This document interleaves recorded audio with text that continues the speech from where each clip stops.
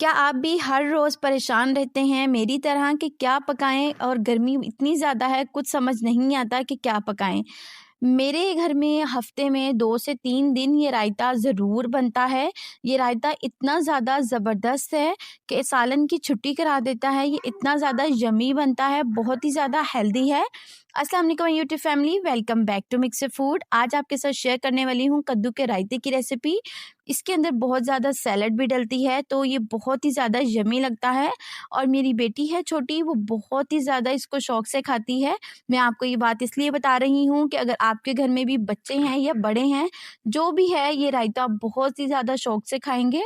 तो आपने इस रेसिपी को ज़रूर ट्राई करना है, यकीन जानिए आप भी सालन की छुट्टी कर देंगे इस रायते को बनाने के बाद। यहाँ पे सबसे पहले मैंने 2 कद्दू ले लिए हैं, इनका वज़न जो है तकरीबन आधा किलो है। ये सारे मतलब ये 2 के 2 कद्दू मैं इस वक़्त यूज़ नहीं करूँगी, मैं इसको फ्रीज़ कर देती हूँ। कद्दू को बॉयल करने के बाद इसको आप फ्रीज़ करके रख सकते हैं, उसके बाद जब आपका दिल चाहे आप इसका रायता बना सकते हैं। यहाँ पे मैंने सबसे पहले पील ऑफ किया है कद्दूओं को, उसके बाद हमने इनका हेड और टेल रिमूव कर दिया है। अब मैं इसको किसी भी कद्दूकश की मदद से कद्दूकश कर लेंगे। यहाँ पे कद्दू जो हैं वो कद्दूकश हो चुके हैं। अब हमने इसको बॉयल कर लेना है। बॉयल करने के लिए हमें बहुत ज़्यादा टाइम नहीं लगेगा, सिर्फ़ एक बॉयल आने के बाद हम इसको उतार लेंगे। बहुत ज़्यादा नहीं कुक करना क्योंकि कद्दू जो हैं ऑलरेडी बहुत ज़्यादा बारीक क्रश हुए हुए हैं, तो आपने बहुत ज़्यादा इसको बॉयल नहीं करना। सिर्फ़ एक उबाला आएगा, आपने फ्लेम को ऑफ कर देना है। बहुत ज़्यादा बॉयल करने से कद्दू की जो ग़ज़ाइयत है वो ख़त्म हो जाती है। इसी के साथ-साथ अगर आप मेरे चैनल पर न्यू हैं तो मेरे चैनल को ज़रूर सब्सक्राइब कर लें ताकि आपके पास अच्छी-अच्छी सी रेसिपीज़ आती रहें।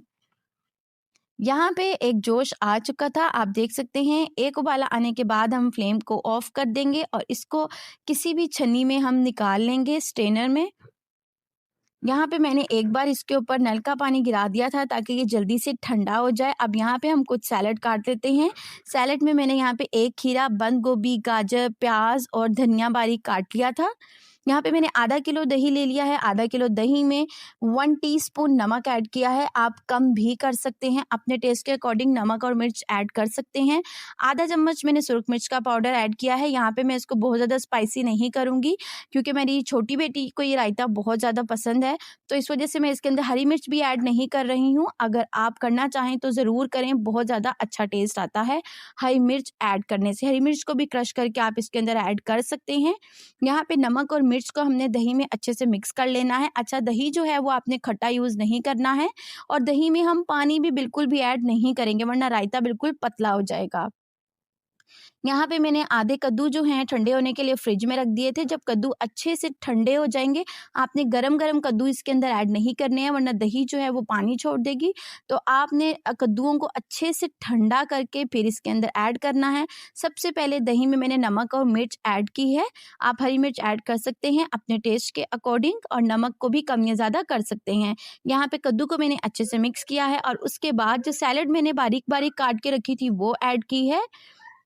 आप अपनी मर्ज़ी से, अगर आपको खीरे ज़्यादा अच्छे लगते हैं तो आप खीरे ज़्यादा भी कर सकते हैं।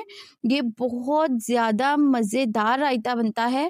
आप इसको जितना मर्ज़ी बना लें, आपके घर में बहुत जल्दी ये ख़त्म हो जाएगा क्योंकि गर्मियाँ हैं, गर्मियों में ये रायता अच्छा भी लगता है और गर्मियों में हमारा कुछ ठंडा-ठंडा भी खाने को दिल करता है। आप चाहें तो इसके साथ सालन बना सकती हैं। अगर आप सालन नहीं भी बनाएँगी तो ये रायता सालन की छुट्टी करा देगा, आपको सालन की याद भी नहीं आने वाली है, ये रायता इतना ज़्यादा मज़ेदार बनता है। यहाँ पे जी अभी हमारी रेसिपी कंप्लीट नहीं हुई है, एक बहुत ही इम्पोर्टेंट स्टेप है वो आपने ज़रूर करना है, वो ही हमारे रायते को 4 चाँद लगाने वाला है। यहाँ पे मैंने ऑलिव ऑयल यूज़ किया है, आप सिंपल ऑयल भी यूज़ कर सकते हैं और 1 टीस्पून यहाँ पे मैंने ना ज़ीरा इसके अंदर ऐड किया है। अगर आपके पास कड़ी लीव्स हो तो आप वो भी ऐड कर सकते हैं, यहाँ पे फ़िलहाल मेरे पास नहीं थे। जैसे ही ज़ीरा कड़कड़ाने लगेगा ना, हमने रायते को एक अच्छा-सा तड़का लगा देना है ज़ीरे का।